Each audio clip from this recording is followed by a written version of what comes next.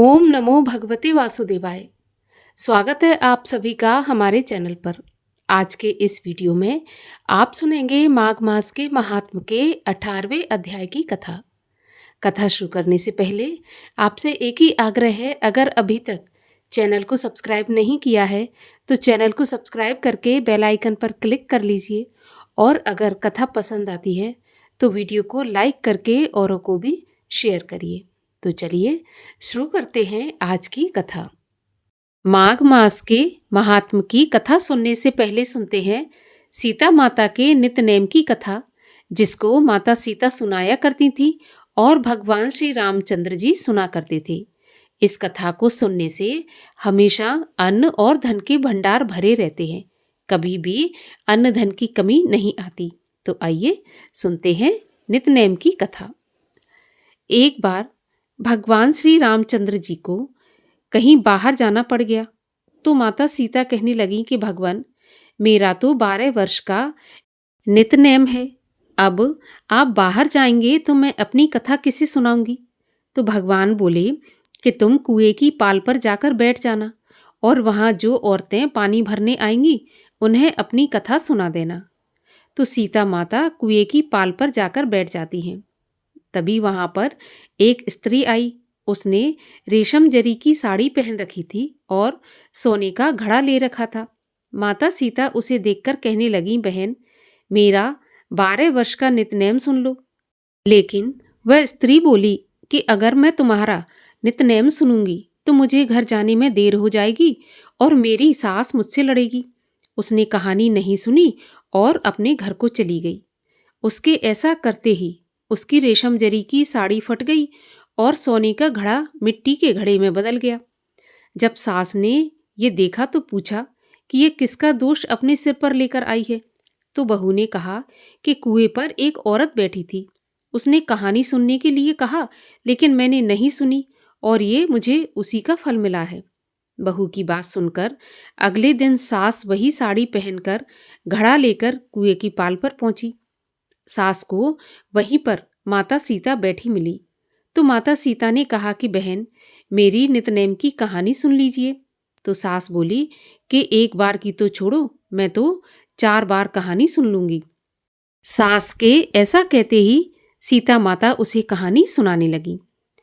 राम आए लक्ष्मण आए, देश के पुजारी आए, नित्यनेम का नेम लाए, आओ राम बैठो राम, तपी रसोई जेओ राम, माखन मिश्री खाओ राम, दूध बताशा पियो राम, सूत के पलका मोठो राम, शाल दुशाला पोठो राम, शाल दुशाला ओढ़ो राम, जब बोलूं जब राम ही राम, राम संवारे सबके काम, खाली घर भंडार भरेंगे, सबका बेड़ा पार करेंगे, श्री राम जय राम जय जय राम। सास बोली, बहन, कहानी तो बहुत अच्छी लगी। कहानी सुनकर सास घर को चली गई। तभी उसकी साड़ी फिर से रेशम जरी की बन गई, मिट्टी का घड़ा फिर से सोने के घड़े में बदल गया। तब बहू कहने लगी, सासू माँ, आपने ये सब कैसे किया? तो सास ने कहा, बहू, तू दोष लगाकर आई थी और मैं दोष उतार कर आ रही हूँ। बहू ने पूछा कि वह कुएं वाली स्त्री कौन है? तब सास बोली कि वे सीता माता थीं। वे पुराने से नया कर देती हैं, खाली घर में भंडार भर देती हैं, लक्ष्मी जी का वास घर में कर देती हैं, आदमी की जो भी इच्छा हो उसे पूरा करती हैं। तो बहू बोली कि ऐसी कहानी मुझे भी सुना दो। तो सास बोली, ठीक है, तुम भी सुनो। और सास ने कहानी कहनी शुरू की। राम आए लक्ष्मण आए, देश के पुजारी आए, नित्यनेम का नेम लाए, आओ राम बैठो राम, तपी रसोई जेओ राम, माखन मिश्री खाओ राम, दूध बताशा पियो राम, सूत के पलका मोठो राम, शाल दुशाला पोठो राम, शाल दुशाला ओढ़ो राम, जब बोलूं जब राम ही राम, राम संवारे सबके काम, खाली घर भंडार भरेंगे, सबका बेड़ा पार करेंगे, श्री राम जय जय राम। कहानी सुनकर बहू बोली कि कहानी तो बहुत अच्छी है। तो सास ने कहा कि ठीक है, इस कहानी को अब हम रोज कहा करेंगे। अब तो सास बहू रोज सवेरे उठती, नहाती धोती और पूजा करने के बाद नित्यनेम की सीता जी की कहानी कहती। एक दिन उनके यहाँ एक पड़ोस की औरत आई और बोली कि बहन, जरा सी आँच देना। तो वह बोली कि आज तो अभी हमने जलाई ही नहीं। तो पड़ोसन कहने लगी कि तो फिर सुबह 4 बजे से उठकर तुम लोग क्या कर रही हो? तो उन्होंने कहा कि सुबह उठकर हम पूजा करते हैं, फिर सीता माता की नित नेम की कहानी कहते हैं। तो पड़ोसन उनकी बात सुनकर बोली कि माता सीता की कहानी कहने से तुम्हें क्या मिला? तो वे बोली, इनकी कहानी कहने से घर में भंडार भर जाते हैं, सारे काम सिद्ध होते हैं, मन की इच्छा भी पूरी होती है। तो पड़ोसन कहने लगी कि बहन ऐसी कहानी मुझे भी सुना दो। फिर वह बोली कि ठीक है, तुम भी ये कहानी सुन लो। और सास ने पड़ोसन को कहानी कहनी शुरू कर दी।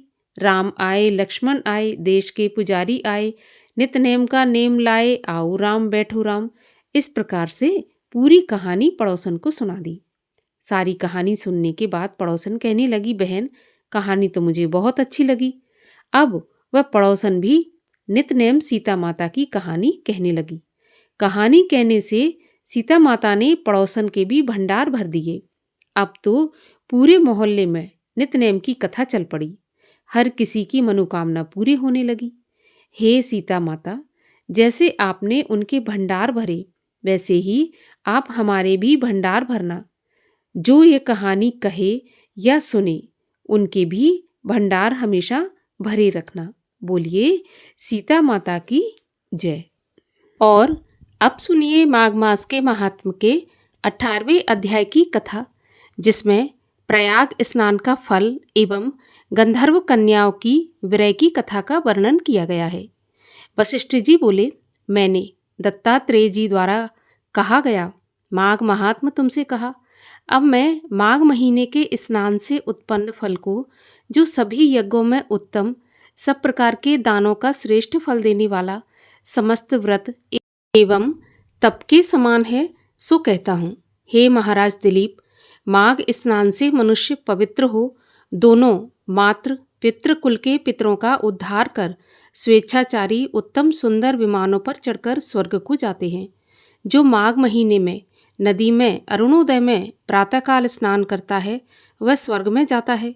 सदा के पापी, दुराचारी और कुमार्गी मनुष्य भी माघ स्नान और हरि की पूजा करने से पाप के बड़े समुदाय से निर्मुक्त होकर भगवान के सदृश शरीर वाले हो जाते हैं। जो झूठ बोलने वाले, माता पिता को दुख देने वाले, बिना किसी आश्रम के कुल के धर्म का परित्याग करने वाले, दंभी एवं पाखंडी मनुष्य भी प्रयाग में माघ महीने में स्नान करने से सद्गति प्राप्त करते हैं।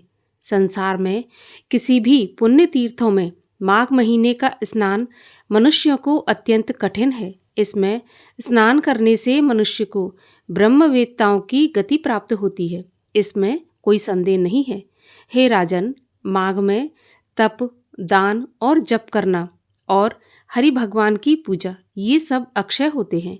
माघ मास में अन्न दान करने वाला स्वर्ग में अमृत पीता है। स्वर्ण दान करने वाला इंद्र के पास जाता है। दीपक, अग्नि और वस्त्र दान देने वाला मनुष्य कांति युक्त हो सूर्यलोक में वास करता है। यज्ञ, दान, स्वच्छ व उग्र तप, ब्रह्मचर्य धारण, उत्तम योग और सेवा करने से लोग इतने शुद्ध नहीं होते जितने माघ महीने में तीर्थ में स्नान करने से होते हैं। माघ में स्नान करके जो हरि भगवान की पूजा करते हैं, वे स्वर्ग से लौटकर पृथ्वी पर आकर महान राजा होते हैं तथा दिव्य स्वरूपवान, भाग्यवान, मधुर बोलने वाले, धर्मयुक्त, बड़े धनी और शत आयु वाले होते हैं।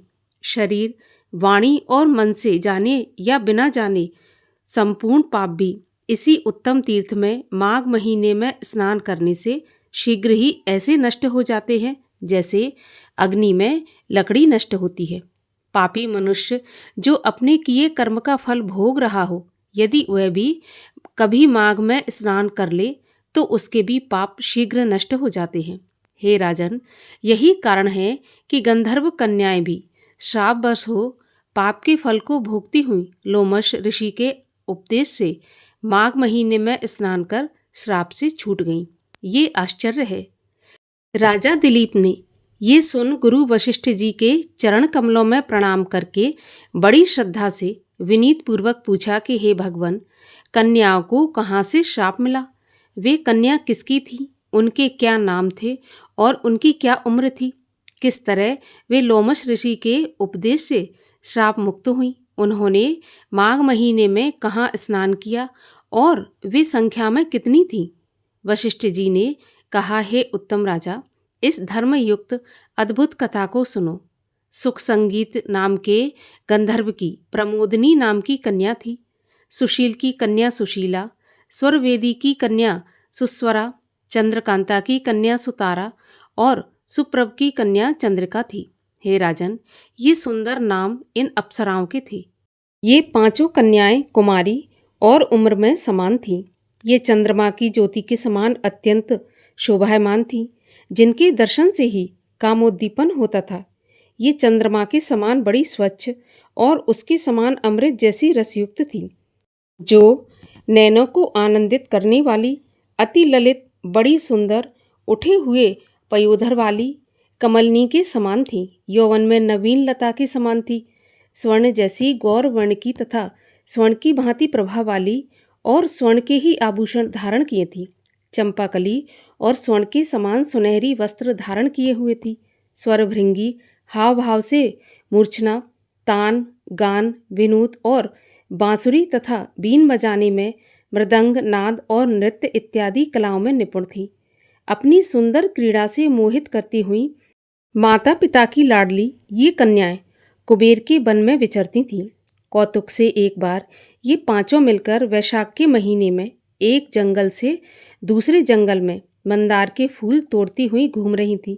एक दिन गौरी की पूजा के लिए सुंदर जल वाले सरोवर पर गईं और वहाँ सुंदर कमलों को देखकर उनमें से कुछ उत्तम कमलों को तोड़ा, फिर उज्ज्वल स्फटिक युक्त सरोवर में स्नान कर, वस्त्र पहन, मौन धारण किए हुए उस स्थान की सुनहरी बालू से उमा की मूर्ति बनाई। चंदन, कपूर, कुमकुम और सुंदर कमलों से उमा की मूर्ति का भक्ति से पूजन करके वे कन्याएं ताल देकर नाचने लगीं। जब वे कन्याएं अपने गांधार रसीले उच्च स्वर में रस वर्षाती हुई गा रही थीं और आनंदित हो नाचने में तल्लीन थीं, तब उसी समय उत्तम तीर्थ अच्छोद में वेदनिधि मुनि के पुत्र अग्निश ऋषि स्नान करने के लिए आए। उनके शरीर से रूप सौंदर्य टपक रहा था। सुंदर मुख, कमल जैसे नेत्र, विशाल छाती, सुंदर लंबी भुजाएं, श्याम वर्ण, सिर पर सुंदर शिखा सहित वह ब्रह्मचारी दंड रूपी धनुष लिए हुए कामदेव के समान शोभायमान था।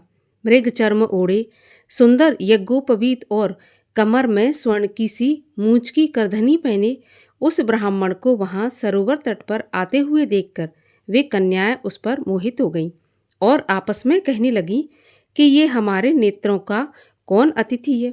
नृत्य और गान का त्याग कर वे सब उसको देखकर काम से उत्तेजित हो गईं। ये पांचों मोहित कन्या आपस में देखो देखो ऐसा कहकर उस उत्तम ब्राह्मण युवा के चित्त में काम क्रीड़ा उत्पन्न करने लगी और मन में विचार करने लगी कि यह कोई कामदेव है या अश्विनी कुमार या कोई गंधर्व है, किन्नर है या सिद्ध है या कोई ऋषि पुत्र है या कोई श्रेष्ठ मनुष्य है। ये चाहे कोई भी हो, इसको ब्रह्मा ने हम लोगों के लिए ही बनाया है। गौरी ने हम कुमारियों के लिए ही यह श्रेष्ठ वर भेजा है। हे राजन, जिस समय ये पांचों कन्याएं आपस में एक दूसरे से ऐसा कहते हुए पुनः कहने लगीं, ये तुमने बरा, मैंने बरा, जैसे तुमने बरा वैसे हमने बरा, हम तुम सबने वरण किया, इस प्रकार कन्याओं के वचन सुनकर मध्याह्न की क्रिया से निवृत्त हो उस ब्रह्मचारी ने मन में सोचा कि आज यहाँ तो बड़ी बाधा उपस्थित हुई है। ब्रह्मा, विष्णु, शिव आदि देवता और बड़े बड़े सिद्ध मुनि तथा योग बल वाले ऋषि लोग भी स्त्रियों की लावण्यता पर मोहित हो गए। ये बड़ा आश्चर्य है। स्त्रियों के नेत्र रूपी तीक्ष्ण बाणों ने किसका मन रूपी हिरण नहीं बेधा। जब तक नीति एवं बुद्धि दृढ़ है, पाप आदि से भय है तथा दृढ़ चित्त है, कुल की मर्यादा और तप की गंभीरता रहती है, तब तक मनुष्य यम नियम का पालन करते हैं। जब तक कि स्त्रियों के नेत्र रूपी बाणों से कामी मनुष्य शीघ्र बेधा नहीं जाता, विलासी मनुष्य के मन को स्त्रियां अपनी सुंदर लीला एवं सौंदर्य से मोहित कर लेती हैं, परंतु ये तो मुझे भी मोहित कर लेंगी। तब भला किन गुणों से मेरे धर्म की रक्षा हो सकेगी?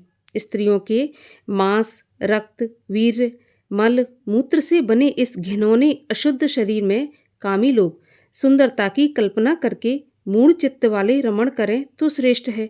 महात्माओं का कहना है कि स्त्रियों के पास रहना कष्टकारक है, अतः जब तक ये मेरे पास नहीं आती मैं घर चला जाता हूँ। जब तक ये वीरांगनाएं अपने समीप न आने पाए कि वह बटुक पहले ही वैष्णव प्रभाव से अंतर्ध्यान हो गया। हे राजन, योग बल से ऋषि पुत्र के चले जाने पर ये कन्याएं ठगी सी रह गईं और आतुर हो नेत्रों से शून्य दसों दिशाओं में देखने लगी और कहने लगी, ये कोई जादूगर या मायावी था जो हमारे देखते देखते विलीन हो गया। तब वे सब हृदय की विरह अग्नि से व्याप्त हो कहने लगी, हे कांत, जादू की माया छोड़कर हमें अपना दर्शन दो। क्या ब्रह्मा ने हम लोगों को बड़ा कष्ट देने के लिए ही तुम्हारी रचना की है? क्या तुम दया रहित हो जो हम पर तुम्हारी रुचि नहीं है? क्या तुम धूर्त हो या हमारे मन को चुराते हो? क्या तुम हम पर विश्वास नहीं करते या हमारी परीक्षा लेते हो? क्या तुम कलाओं में होशियार हो या माया में चतुर हो? क्या किसी के चित्त में घुसकर उसमें से निकलना नहीं जानते?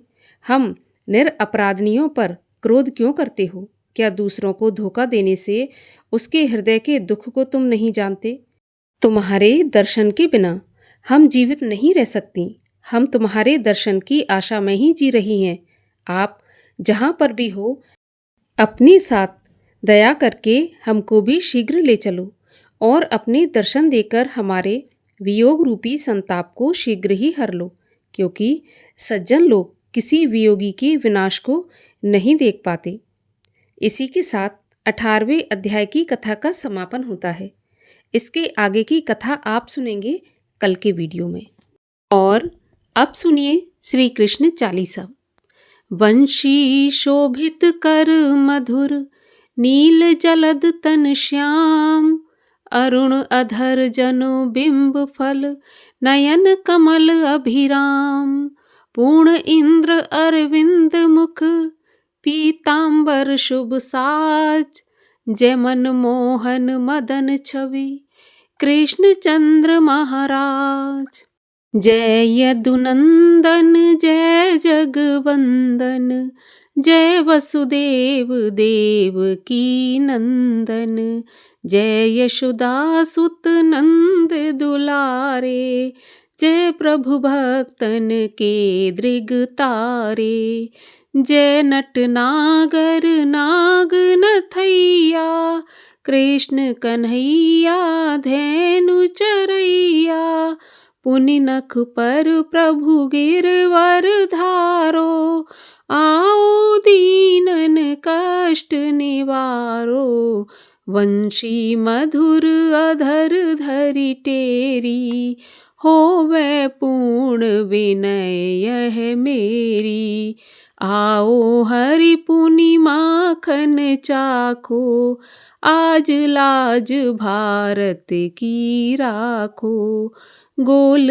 कपोल चिबुक अरुणारे, मृदु मुस्कान मोहिनी डारे, रंजित राजीव नयन विशाला, मोर मुकुट बैजंती माला, कुंडल श्रवण पीत पट आछे, कटि किंकणी काछे नी काछे, नील जलज सुंदर तनु सोहे, छवि लख सुर नर मुनि मन मोहे, मस्तक तिलक अलख घुंघराले, आओ कृष्ण बांसुरी वाले, कर पहि पान पूत नहीं तारो, अका बका कागा सुर मारो, मधुवन जलत अगिन जब ज्वाला, भय शीतल लखि तहि नंद लाला, सुरपति जब ब्रज चढ़ो रिसाई, मूसरधार बारी बरसाई। लगत लगत ब्रज चहन बहायो, गोवर्धन नख धार बचायो। लख यशुदा मन भ्रम अधिकाई, मुख मह 14 भुवन दिखाई। दुष्ट कंस अति उधम मचायो, कोटि कमल जब फूल मंगायो।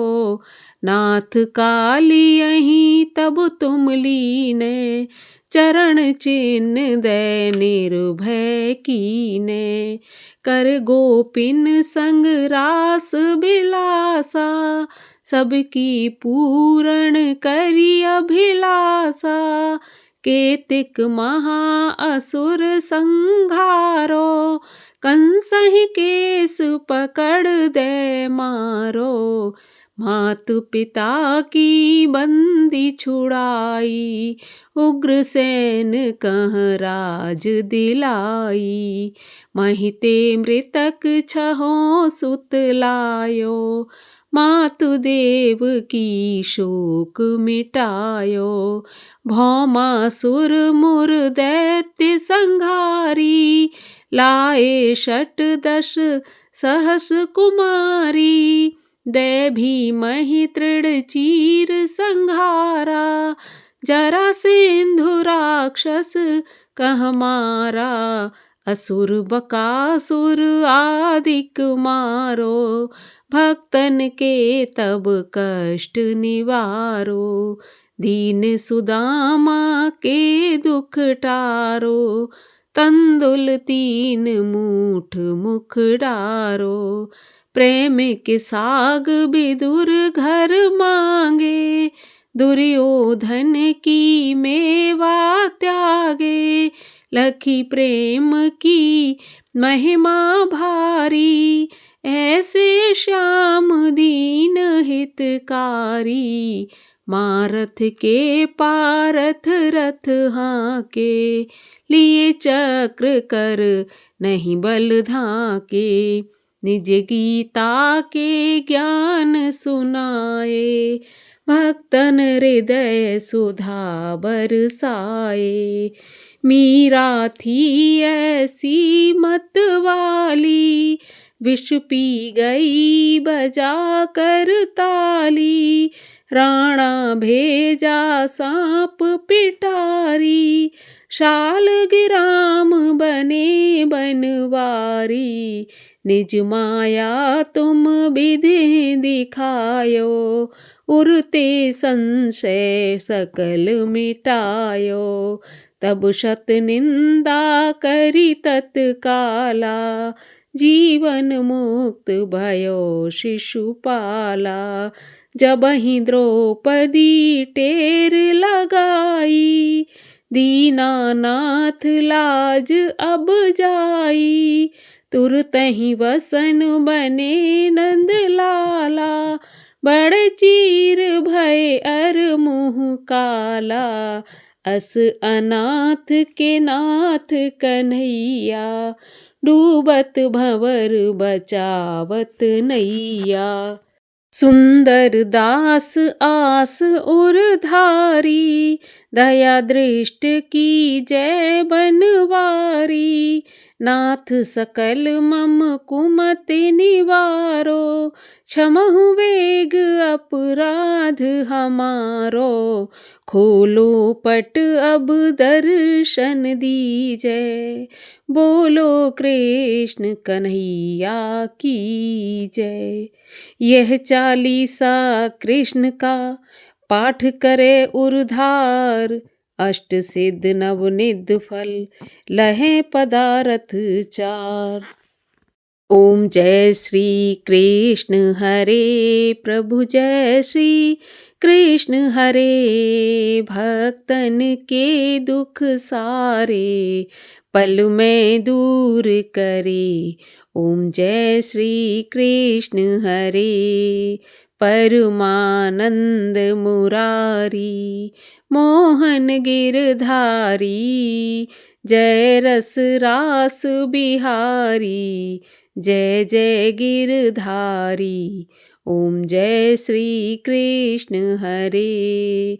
कर कंकन कटी सोहत, कानन में बाला। मोर मुकुट पीतांबर, सोहे वनमाला। ओम जय श्री कृष्ण हरे। दीन सुदामा तारे, दरिद्रों के दुख टारे। गज के फंद छुड़ाए, भवसागर तारे। ओम जय श्री कृष्ण हरे। हिरण्यकश्यप संहारे, नरसिंह रूप धरे। पाहन से प्रभु प्रगटे, जम के बीच परे। ओम जय श्री कृष्ण हरे। केशी कंस विदारे, नलकूबर तारे। दामोदर छवि सुंदर, भगवन के प्यारे। ओम जय श्री कृष्ण हरे। काली नाग नथैया, नटवर छवि सोहे। फन फन नाचा करते, नागन मन मोहे। ओम जय श्री कृष्ण हरे। राज्य उग्रसेन पाए, माता शोक हरे। द्रुपद सुता पत राखी, करुणा लाज भरे। ओम जय श्री कृष्ण हरे। बोलिए श्री कृष्ण भगवान की जय।